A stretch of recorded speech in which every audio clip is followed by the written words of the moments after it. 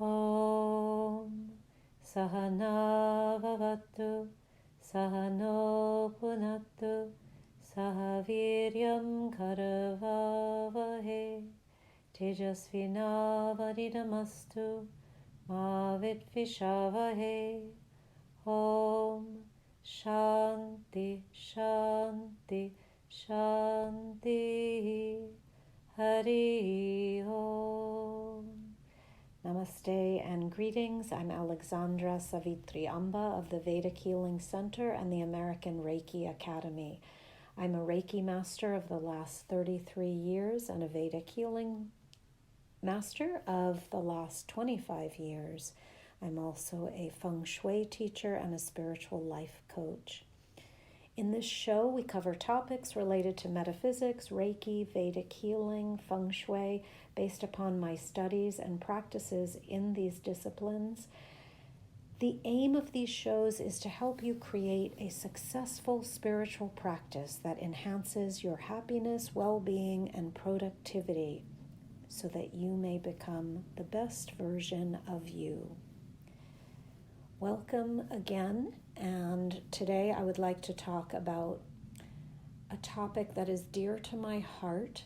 It's something I've struggled with, and it's something that I hear a lot of women struggling with, and the topic is overwhelm. If you're laughing, and I'm laughing a little bit inside as I say that, it's such a familiar energy, and it is very easy to get into this space of overwhelm. But as we move onto our spiritual paths, we find that the overwhelm drops away. So today I'd like to talk about that notion of overwhelm, kind of why we get that, or we get into it, or we feel it, and how to move out of it.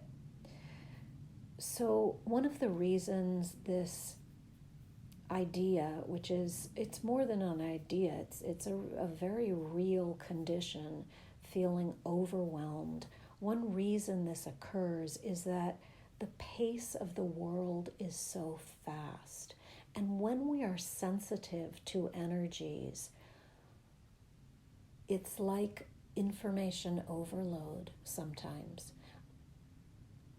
So when you walk out of your house, you are confronted with many, many energies. And of course, we have to have the ability to synthesize what's coming towards us and to also block in a nice way by guarding our energy fields, block what is permitted to enter the field.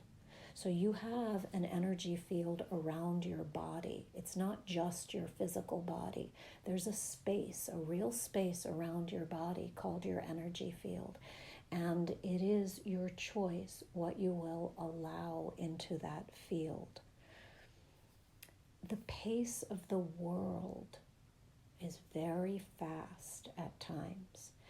And this is why it's important to retreat to our own homes, of course, which can provide and be sanctuaries for us, and also to move into nature more, to get out of that frenetic energy.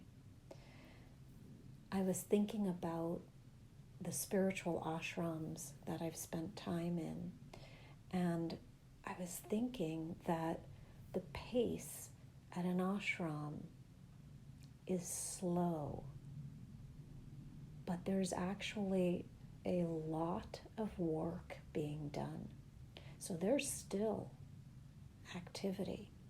If you think about this, as an ashram might house a few thousand people, hundreds of people, certainly. It depends which ashram you go to. And so many things need to get done within that space. Therefore, there is a lot of work going on, but the pace is slower. because everything is influenced by the energy that has been created, the spiritual energy that has been churned up and created and lives in that space. So the material world around us asks for more constantly, more activity, more frenetic pace, more consumption, more everything. But I would like to say, as a spiritual practitioner, do not give in to the outside world, letting it determine who you are, how you act, what you choose to do. It is your spiritual practice that will determine your beingness in the world. And therefore, you make your choices very deliberately, what you will and will not allow into your energy field. So if the material world is asking for more, the internal world asks for less. It actually asks for nothing. It waits for us to connect. It is not demanding. It is not harsh in any way. It is simply waiting for us to connect. And so as spiritual seekers, we try to empty ourselves so that we are in a receptive space to hear, to be inspired, to be guided by the divine. We go beyond the mind. We move into deep introspection, and this occurs beyond the intellect. The mind is really fraught with challenges, with thoughts. Again, it's called the monkey mind for a reason, because the thoughts move. They jump from one thought to another. But meditation occurs on a level that bypasses the mind. And this is a very beautiful space to get to. It occurs, this space occurs in our being through the daily spiritual practice that we're working on and that I've discussed in these podcasts called your sadhana. So you will accomplish more of what you are here to do if you slow down and claim this time of great introspection.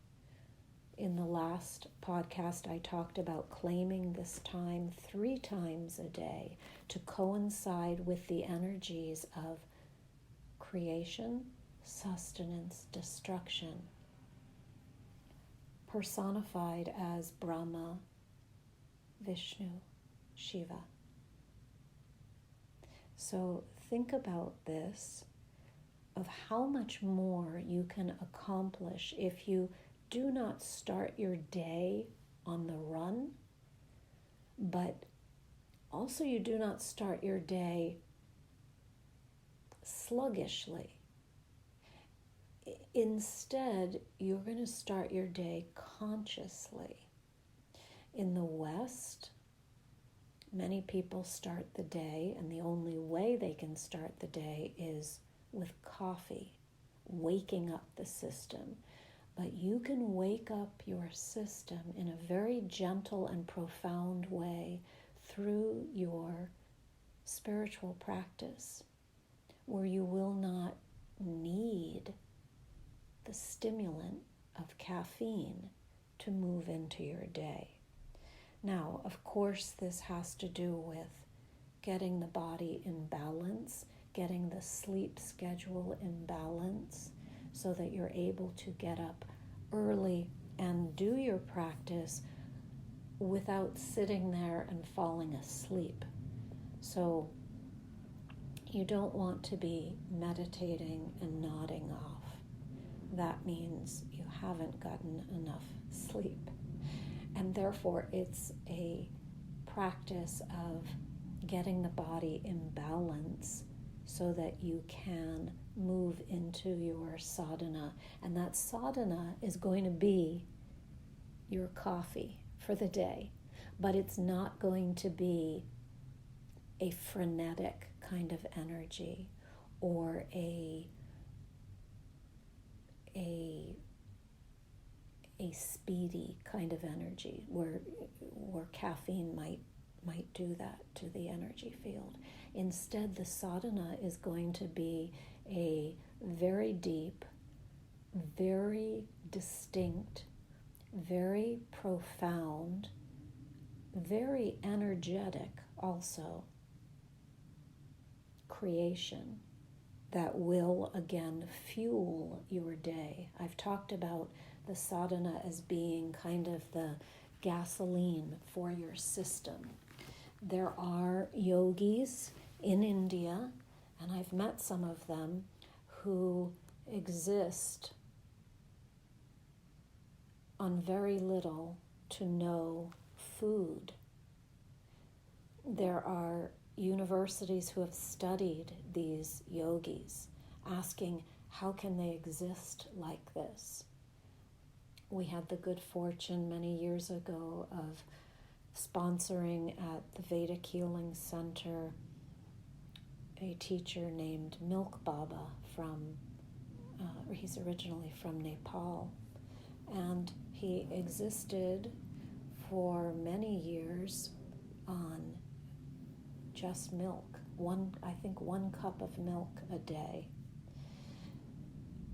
What this means is a being like that is getting so much energy, so much fuel from his spiritual practice, so much prana, so much life force energy, that he is not in need of food to fuel the body. There are people you may have heard of who are called breatharians, who simply exist on very little food also and utilize the breath for energy. People who use the sun as their energy source. So your sadhana is going to fuel and inspire your day, your activities, your creations, your divine output into the world. So you're getting energy from the morning practice that is filling your being, and that will spill over as you then create in the world. We get to a point where this sadhana, and I've said this before, is so important that you would not think about starting your day without it. You might skip other things. You might even sometimes skip your morning walk or your morning exercise, although we try not to. But, certain things you might do away with, and you may say, I don't have time today, if you've gotten out of balance or you've stayed up a little too late, in other words, but you would never think about skipping your sadhana. That is how important it is. And I'm not saying that physical exercise is not important, because that of course is part of keeping the body healthy. But this energy from the sadhana becomes so immense and so tangible that we don't even consider it an option to skip that time. Again, the practice becomes more grounded in the system with time, with repetition, with consistency, with the proper methods, with the proper techniques. So I urge you to do the sadhana, do it regularly, give it time, give it space to work in your being, investigate, ask to be shown, ask questions about how you can increase this practice, how you can make it more secure, more firm in your energy field, what you can add to it. You're more than welcome to reach out to me if I can be of any help. And just keep moving on this path. Do not allow any sort of upset, negative emotion, negative thought forms, anything to stand in the way of this practice. One of my students said to me that she wakes up sometimes depressed with a heaviness. So she explained to me she wakes up and says, "Oh no, another day to face."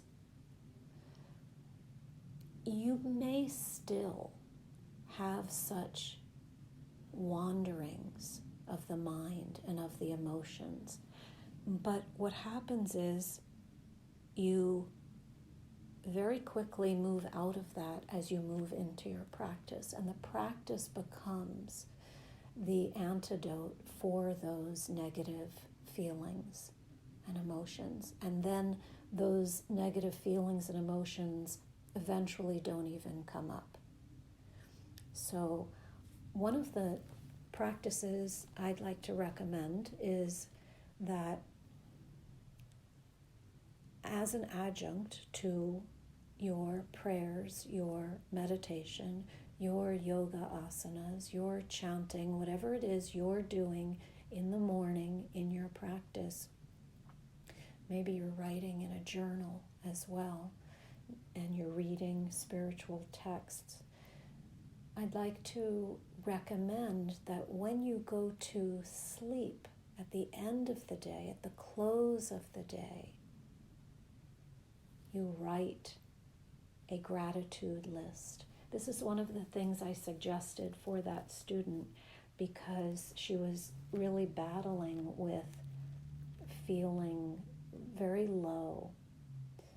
And I asked her if there was anything in her life she was grateful for. And she named a few things. And I asked her to write those down and to do it at the end of the day. I suppose you could do it in the beginning of the day too, but at the end of the day is a way to wind down the energies and see how full your day was. Often we get through the day and we might be disappointed that we didn't get enough done. I've heard this many times. I've also been a victim of saying that. But knowing that the day was perfect and complete, and then closing out your day in a space of gratitude and understanding how full your day really was. When we come from a place of fullness, we are given more because the universe mirrors back to us whatever space we're in. So if we're in a space of lack, of feeling low, of looking at the glass half empty, then we will attract also glasses half empty. Rather, why not be in a space of the glass half full? How about the glass completely full? How about your heart brimming over with such love and such compassion and such fullness and such happiness that you feel you cannot even contain all this energy, all this great energy, where to put it. It's so big that it fills the being and wants to overflow. So that kind of feeling comes from doing the practice every day, doing it more, doing it 3 times a day if you like, working with these techniques that are just magical, and also being in the company of other spiritual seekers. This is something that's very important because being in the company supports your journey. It supports you moving forward. It supports you exploring these wonderful topics that are sometimes not valued in society. Sometimes they are, sometimes they're not. Sometimes they're a little bit looked down on or laughed at or made fun of. It depends what company you're keeping. But I've had many students come and say it's such a relief to be in class and be able to talk about spiritual topics. Know that if you are interested in the exploration of the spirit, the soul's journey, why we are here, what we have come to learn, how we can best utilize our own energies, who we really are, where we are going from here, what we are supposed to learn from this experience. Know that if you're interested in these topics, you are not strange, you are not, there's nothing wrong with you. You are a seeker, and ultimately each of us is a seeker. We are either consciously seeking or unconsciously seeking. So many people wake up late in life and start thinking, what was the meaning of being here? And start questioning all the things they've amassed and what really matters, and they start looking at deeper questions. But if you are a spiritual seeker and you have already started looking at these questions, then you are, in some sense, and I hesitate to use this word, but I'm going to say advanced on the path. What I mean by that is you've already moved into those deeper questions and that journey of exploration. You need not wait to be confronted with these issues. You are already thinking about them as you move through your life's experience. So be in the company of other practitioners, and this will support your growth, and it will support your spiritual practice and ultimately your movement as a soul as you journey through this life and into the next experience. So the topic today was, we started out talking about overwhelm, and to combat overwhelm, I suggested that you slow everything down, and you do this by turning within to your spiritual path and to your spiritual practice called sadhana. Remember, this material world outside asks a lot of you. It is ready to pull your energy at any time. It is ready to distract you from your path, whatever that is you have come here to do. Your spiritual practice will help you become aware of your unique and divine path, your purpose, your destiny here. You may think you're here to work, raise a family, buy a house, buy a car, buy some groceries, buy some clothing. However, at some point, each of us will understand we're here for deeper reasons. And this is not to make anything sound overly serious. We are also here on this earth to enjoy the beauty of the earth and the experience of consciously creating with the divine in these human bodies. So reconnecting with spirit, with our power as spiritual beings to co-create with the divine. Move out of overwhelm. Do not even let that idea, that concept, be something that you entertain anymore. There is no reason for overwhelm if you are doing your spiritual practice, because the practice will give you the energy to handle all the things you think are too much for you, and even more. You will have the ability, you will gain the ability to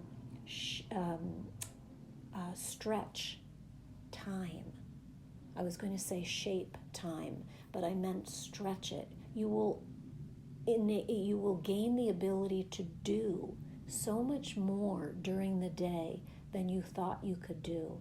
And it's because of this energy that you are churning up, you are tapping into, you are accessing, you are cultivating in your practice. And this is why yogis, great yogis and saints and swamis have a reservoir of energy that is really quite remarkable. I'll leave you in a moment and end this podcast, but I was thinking of my guru in India who lived into his 80s, and he taught all day long, every day,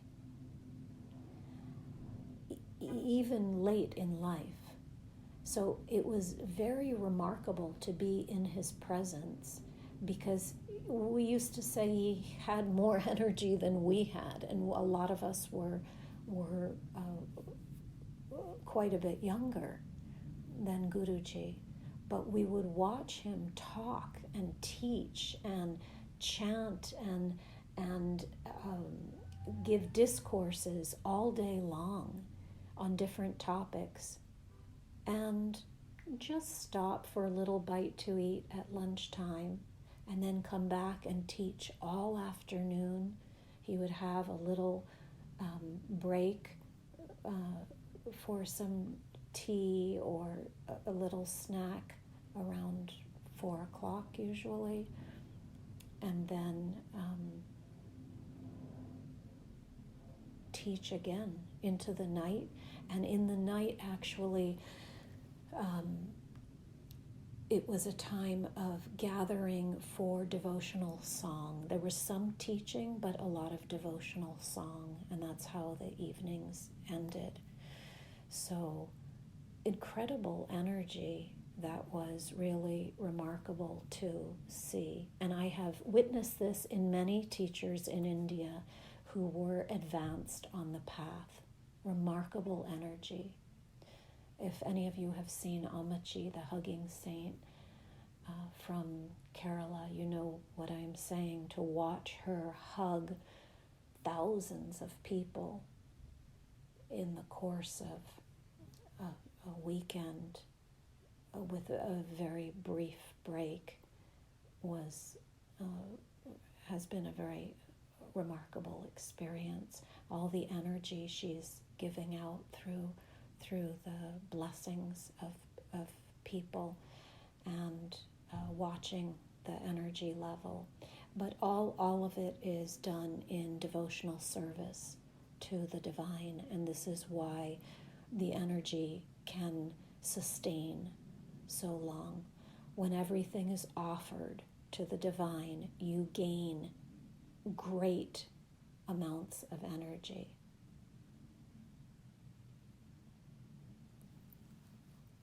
I hope this has been helpful. I know we touched upon an array of topics, and I started out just simply wanting to talk about overwhelm and slowing things down. Please remember to reach out and be in touch and to enjoy your practice. No matter where you are in your practice, enjoy it. There will be room for growth for all of us. There is room for expansion and growth in these practices. And every day we keep at it. We add to the practices. We touch great depths of feeling, and we rededicate ourselves to this mission, to this way of being, which is the path of the spiritual seeker. Om Asatoma Sadgamaya Tamasoma Jyotirgamaya Mrityurma Amritam Gamaya. Om Shanti Shanti Shanti. Hari Om. Om Sai Ram. Jai Guruji. Om Amriteshwariye Namaha. Hare Krishna. Om Namah Shivaya.